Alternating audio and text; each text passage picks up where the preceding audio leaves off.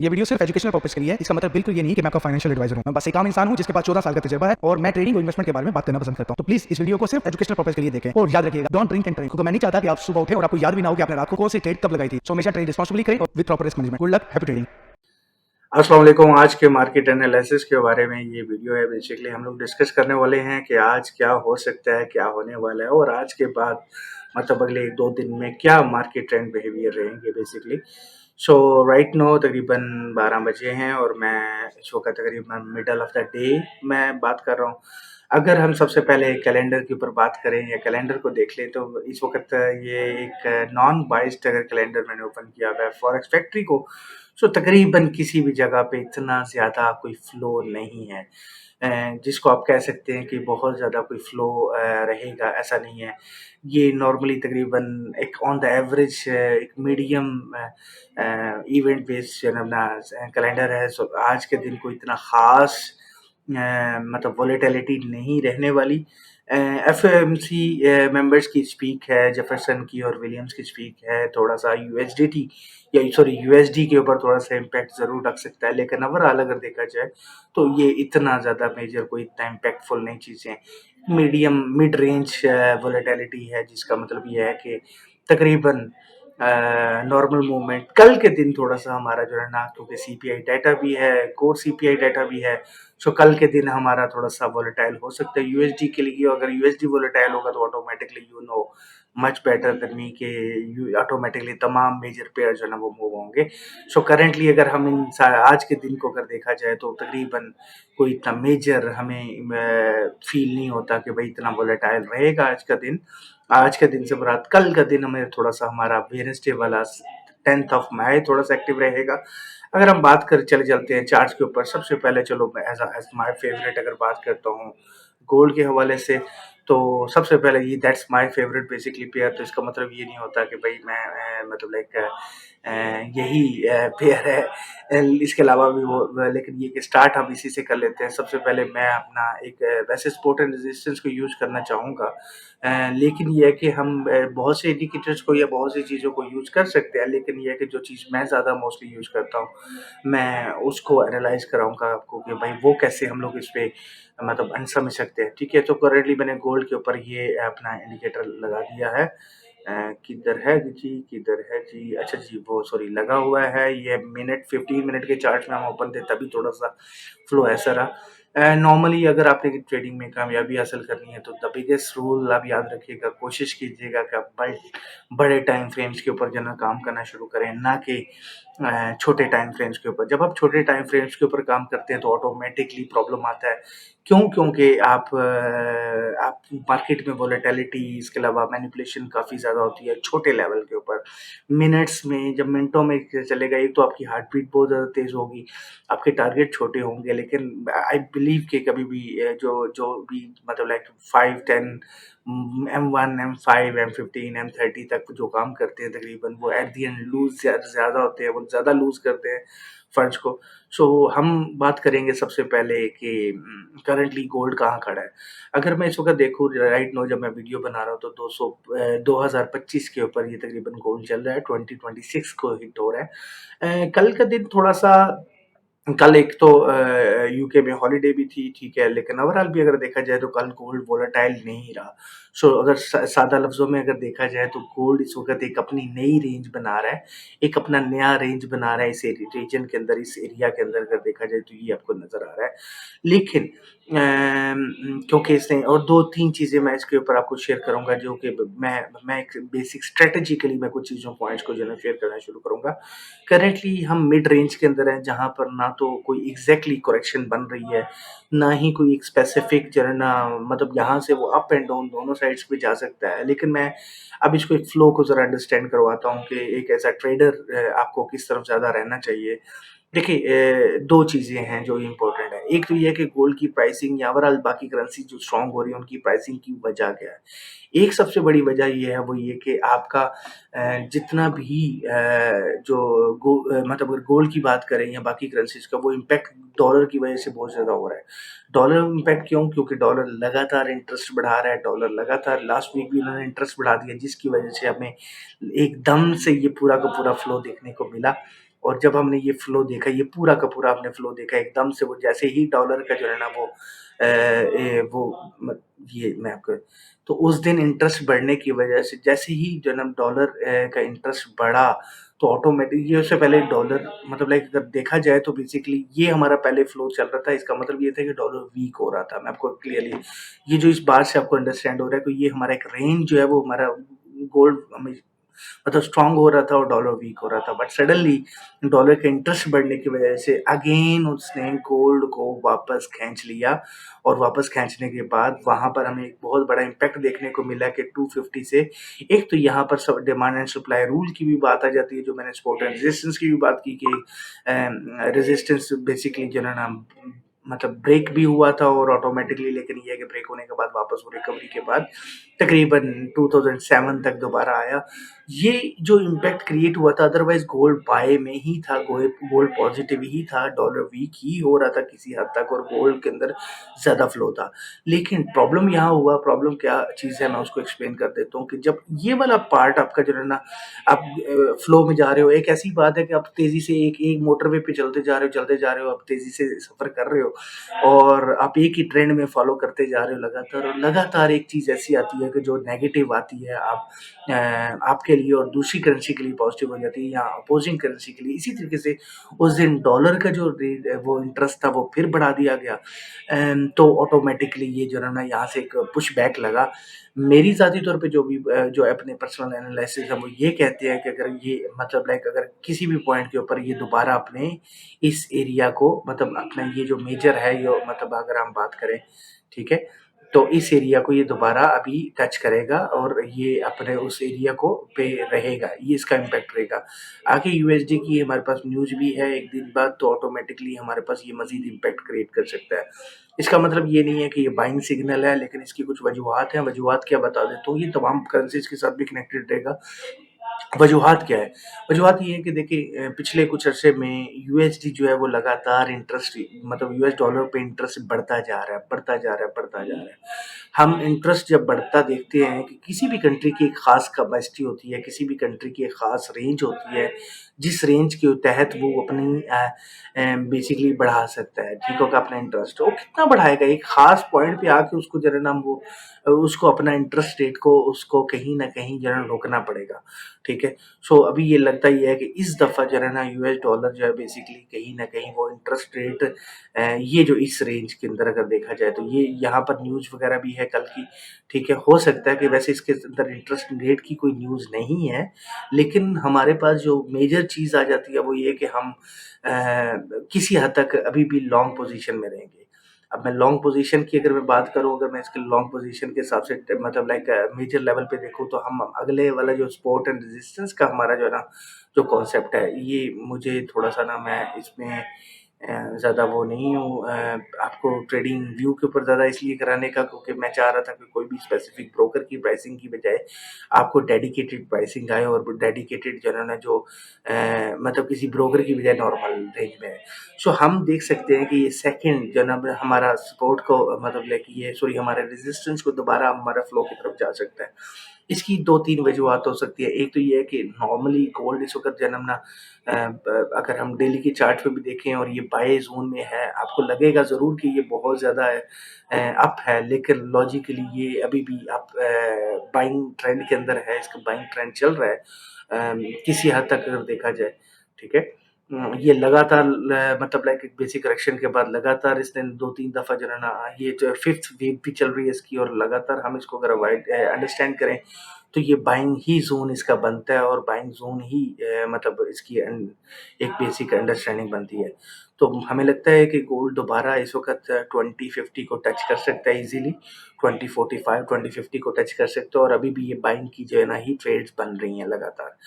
ठीक है? उसके बाद अगर हमारा वहाँ पर हमारा प्रेशर लूज़ होगा और प्रेशर लूज़ होने के बाद मैं अगर इसको मतलब लाइक अगर मैं ड्रॉ कर दूँ फॉर एग्ज़ाम्पल इस वक़्त जो है ना मतलब मैं आपके साथ अगर इसको तो ये हमारा इस पॉइंट पे हमारा ऐसा-ऐसा इस जगह पे जा सकता है 2050 और rather than waiting for the resistance हम जो ये रेजिस्टेंस है उसकी पे वेट करने के बजाय यहाँ से हमारा गोल्ड का एक बेसिक जो है ना हमारा करेक्शन ले सकता है।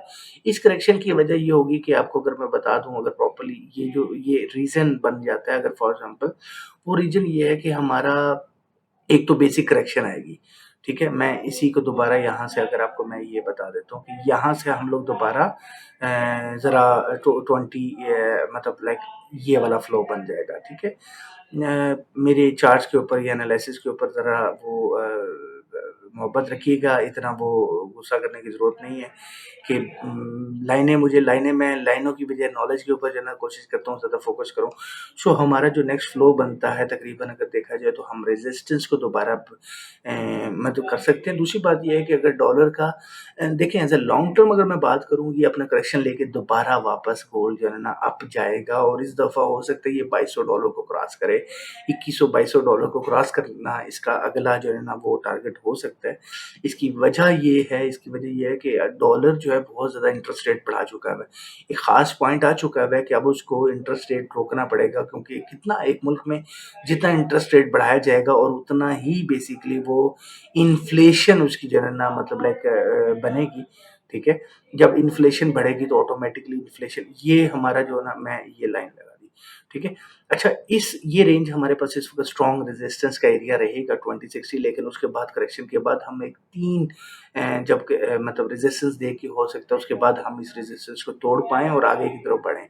सो अगर बेसिक लेवल पे गोल्ड देखा जाए तो गोल्ड अभी बाइंग में है और कुछ टाइम तक ये सेलिंग में दोबारा आएगा।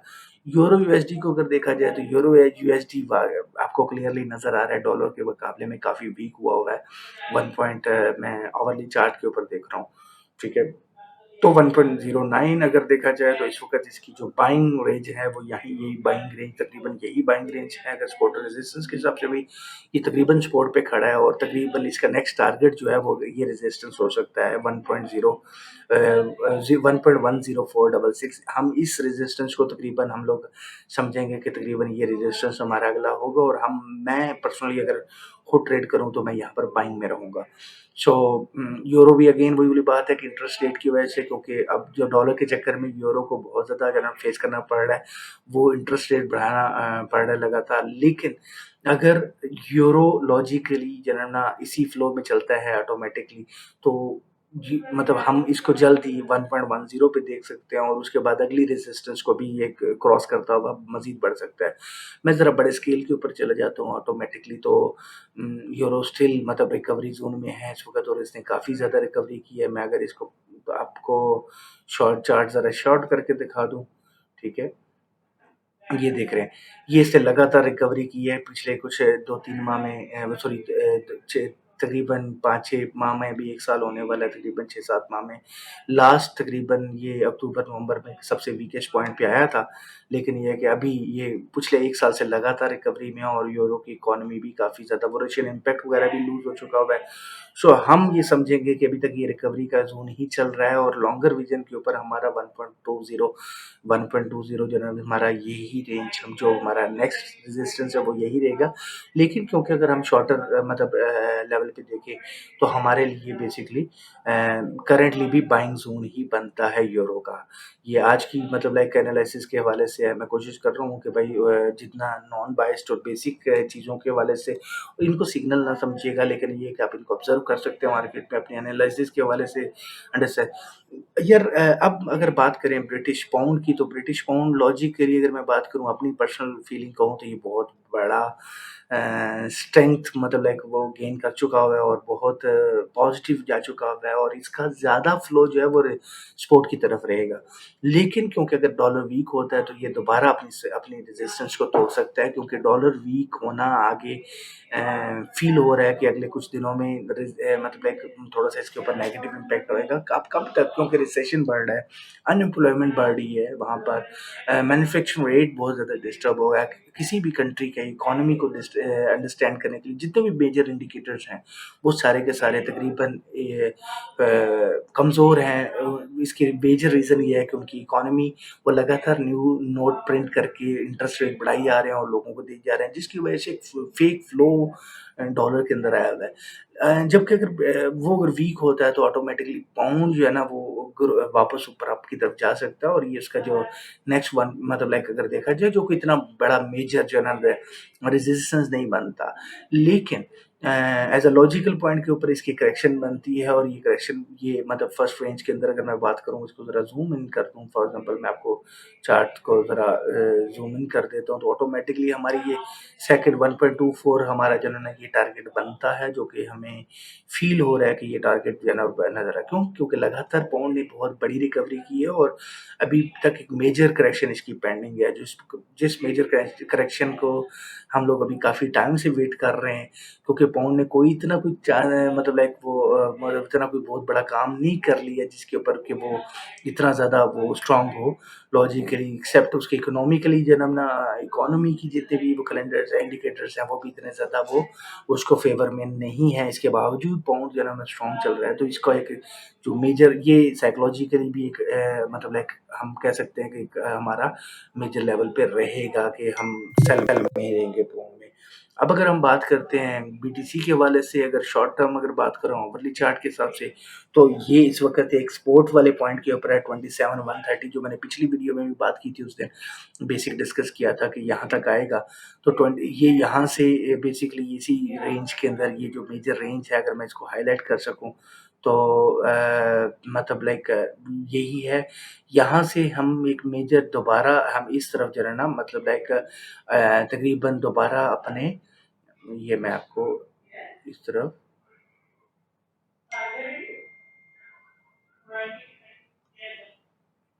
तो ये जो हमारा माज़रत के साथ मतलब ये जो हमारा इस वक़्त जन्म ना हमारे यहाँ से ये क्योंकि स्पोर्ट है और यहाँ से हमें दोबारा बाइंग की एक पावर मिलेगी।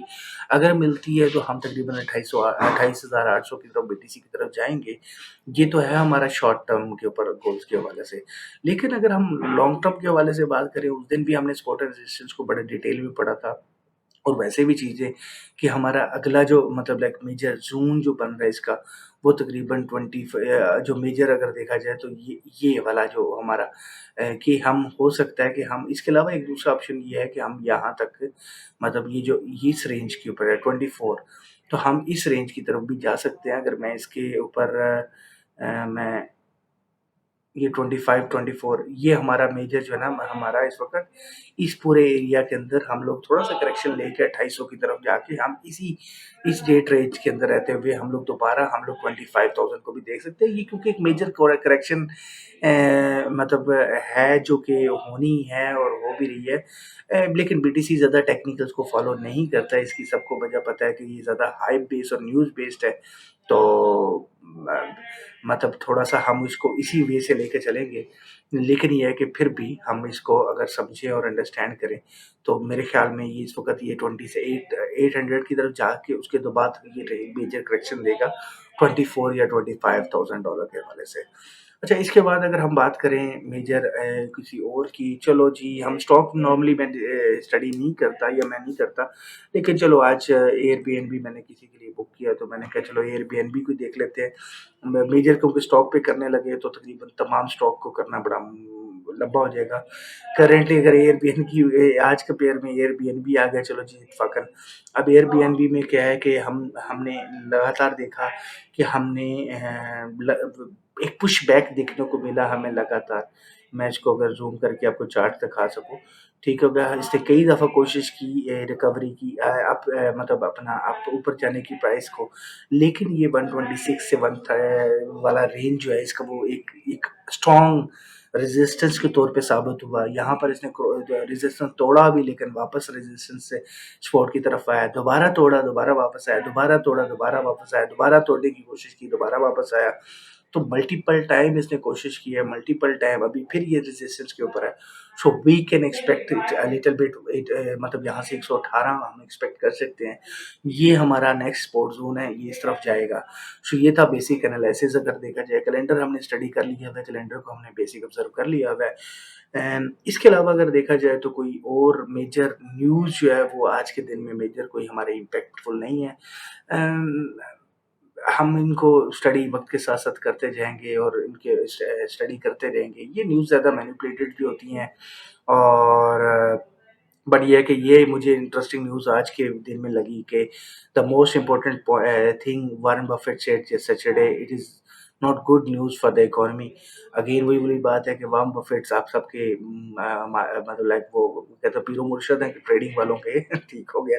अब उन्होंने क्या कि भाई ये, और मैंने भी जैसे आपको थोड़ी देर पहले बात की कि ये कहीं न कहीं यूएस डॉलर के ऊपर इनकी ज़्यादा मेजर डॉलर के साथ रहते हुए उनकी इकोनॉमी के ऊपर इनकी प्रेडिक्शंस, या प्रेडिक्शन तो नहीं कह सकते, ठीक है, उनके ऊपर थोड़ा-सा वो ज़्यादा होता है, मतलब अगर देखा जाए कि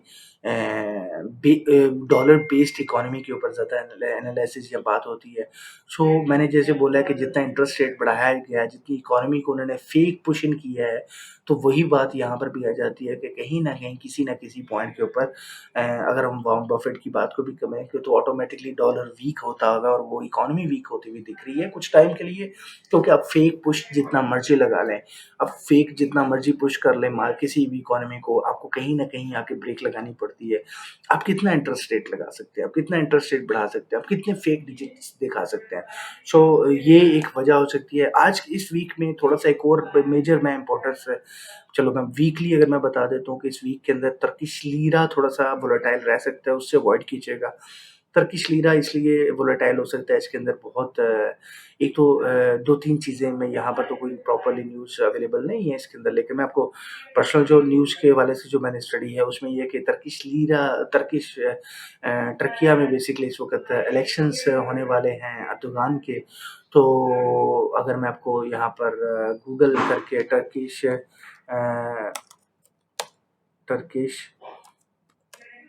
इलेक्शंस, तो ये भी इलेक्शंस होने वाले हैं और मैं आपको दिखा देता हूँ, ये 14 मई को बेसिकली हैं, जो कि संडे वाले दिन है। टिल देन आपने अवॉइड करने की कोशिश करना है कि टर्किश लीरा से अवॉइड करें। इसकी मेजर वजूहात जो हैं वो यही हैं कि हम लोग अगर देखा जाए तो किसी न किसी पॉइंट के ऊपर आप मतलब एक वोलेटिलिटी ज़्यादा देखने को मिल सकती है, थोड़ा-सा ट्रिकिया में, मतलब लाइक आपको वो चीज़ अंडरस्टैंड करनी पड़ेगी। काफ़ी ज़्यादा हमें फ्लो देखने को मिल सकता है बहुत ज़्यादा, और इस वजह से बहुत से ब्रोकरेज उसके अंदर मार्जिन भी इंक्रीज़ कर देंगे। मार्जिन इंक्रीज़ हो सकता है जिसकी वजह से आपकी ट्रेड्स में मार्जिन ज़्यादा इस्तेमाल हो सकता है। वोलेटाइल पैसे भी टर्किश ज़रा जो टीआरवाई है वो ज़रा एक्सोटिक पेयर्स में आता है। स्प्रेड्स भी उसके ज़्यादा होते हैं, कॉस्टिंग भी ज़्यादा होती है, थोड़ा-सा मूवमेंट भी ज़्यादा है, वोलेटिलिटी भी ज़्यादा है। लेकिन अगले कुछ अरसे के अंदर, या कोई अगले कुछ अरसा तो नहीं कह सकता, अगले अगले हफ्ते के अंदर, ये जो पूरा हफ्ता कंप्लीट है संडे तक, ये इलेक्शंस जो है ना थोड़े से वोलेटाइल ज़्यादा रह सकते हैं। इसकी वजह से सडनली टर्किश लीरा जो है ना बहुत ज़्यादा मूव हो सकता है, और हम कोशिश करेंगे कि हम जुआ या सट्टेबाज़ी ना करें इसके ऊपर, until unless we know exactly know कि क्या होने जा रहा है। फंडामेंटली आप कामयाब नहीं हो सकते, आप कितना, हाँ, वोलेटिलिटी को आप कैश ज़रूर कर सकते हैं, लेकिन अभी भी अगर जो इनके प्रेसिडेंशियल इलेक्शंस जो है ना अगर बात करें तो ये एक अजीब ही है, ठीक हो गया? तो हम इसको एक वोलेटाइल करेंसी होने की वजह से हम इसको अवॉइड करेंगे। बाकी ये थी एक बेसिक आपके साथ गपशप आज के वाले से, होपफुली आपको पसंद आई होगी आज की बेसिक एनालिसिस। मैं कोशिश करूँगा, अगर आपको ये पसंद आए आपको, तो कोशिश कीजिएगा कि कोई कमेंट कीजिएगा। अगर आप कमेंट करेंगे तो ऑटोमैटिकली मुझे अच्छा लगेगा, और मुझे अच्छा लगेगा तो automatically I will try to give more value like this. मैं डेली बेसिस के ऊपर कोशिश करना चाहता हूँ अपने टाइम में से कुछ टाइम निकालूँ जिसमें आपके साथ कुछ शेयर करूँ डेली बेसिस पे। होपफुली इसमें आपको अच्छा लगेगा। अगर आपको कोई बेनिफिट होता है, आपको कोई वैल्यू मिली है, तो ज़रूर इस वीडियो को लाइक कीजिएगा, कमेंट कीजिएगा, शेयर कीजिएगा और डिस्कस कीजिएगा अपने फ्रेंड्स के साथ, और इस चैनल को भी सब्सक्राइब कर लीजिएगा। और अगर आप फॉर एग्ज़ाम्पल कोई मिस कर देते हैं तो नोटिफ़िकेशन वाले वो बेल को ना लाइक वो प्रेस कर दीजिएगा, ताकि आपको जब भी वीडियो अपलोड हो आपको फौरी तौर पे मिल जाए। इस वीडियो में कोई मेजर एडिटिंग वगैरह नहीं होगी, कोशिश है कि मैं इमीडिएटली आपको अपलोड कर दूँ ताकि इससे ज़्यादा बेनिफिट आप ले सकें। स्टे ब्लेस्ड, अल्लाह हाफ़िज़। उम्मीद है कि अगली वीडियो में हम लोग ज़्यादा फर्दर बेहतर तरीके से डिस्कस करें और फर्दर बेहतर तरीके से हम लोग चार्ट्स को अंडरस्टैंड करें। अल्लाह हाफ़िज़।